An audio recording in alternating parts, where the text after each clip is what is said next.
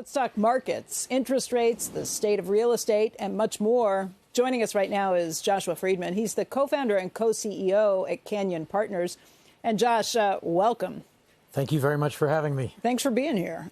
We were talking earlier this morning about how the markets are going to be pretty focused today on some Fed speak that's coming out, John Williams and others who are going to be talking.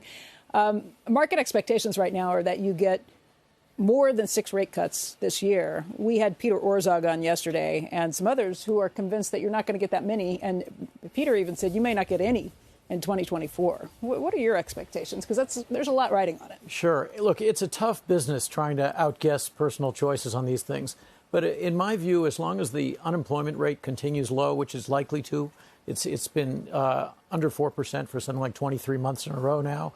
As long as the stock market remains pretty strong and valuations remain elevated, as long as there's a ton of federal spending that's going to take place where the money's been allocated and it will be spent, it seems like there's enough tailwind that the Fed doesn't really have to engage in great rate cuts. And they maintain a lot more flexibility to contain the last bit of inflation, which is always the most stubborn part, by being slower than the market anticipates. There's a pretty big disparity, I think, between the market's expectations and what economists expect right now. Right. I'd be more on the side of the economists personally.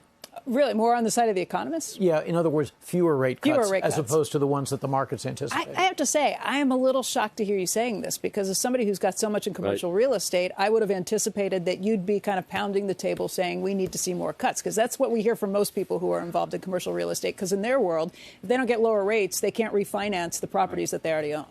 Well, a lot of our real estate activities are focused around lending because we're basically a credit manager. And right now in real estate, the lending market's never been better simply because the banks have gone home. They're under severe regulatory restrictions.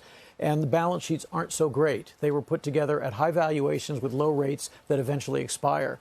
And really, for all the complacency there is, inflation's under control, therefore, the Fed can afford to lower rates. Everything's good. The market's strong. You hear a lot of complacency out here at Davos this year.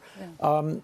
The 3 main balance sheets that you see, real estate balance sheets, the United States balance sheet, and corporate balance sheets, there's a ton of over-leveraged balance sheets, including the United States balance sheet. Just if the Fed really did focus just on inflation and not this notion that we need a 1.5 increase in the unemployment rate, that would really be nice.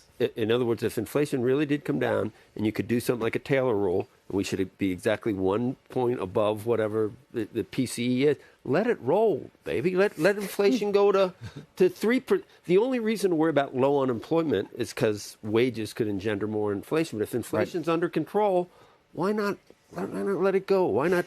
Let's party. Inflation's a little bit binary. There are certain parts of so you think that would come back quite high, and other parts that are quite low. And I think labor inflation is pretty stubborn right now. The last part's always more difficult. But we shouldn't need a 1.5 or 2. We shouldn't. I'm not stopping or I'm not cutting until we get that unemployment rate up to 5%. That's the wrong. People are being put out of jobs when you do that, right? But right now you don't see a lot of people being put out of jobs. Well, if we go to 5%, you would. Yes, but it's not at 5%. No, but if you stay tight so that you don't maximize the potential economic growth. That's what we'd like to do always with low inflation. But we're far away from that 5% number right now.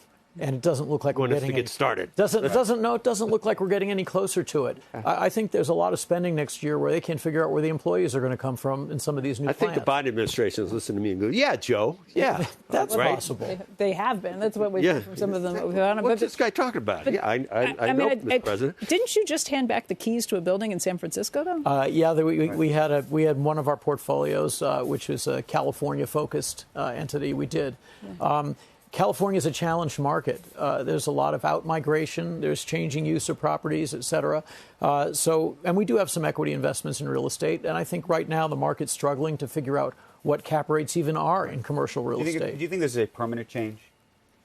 I think parts of it are permanent because there's a secular move from certain states to other states, et cetera. I think there's a secular move away from secondary office that's going to be very difficult in certain markets in New York and California, We were talking about the 3-day work week, though, and whether that's changing things. I don't think so. You don't think that changes? I think people are coming back to work.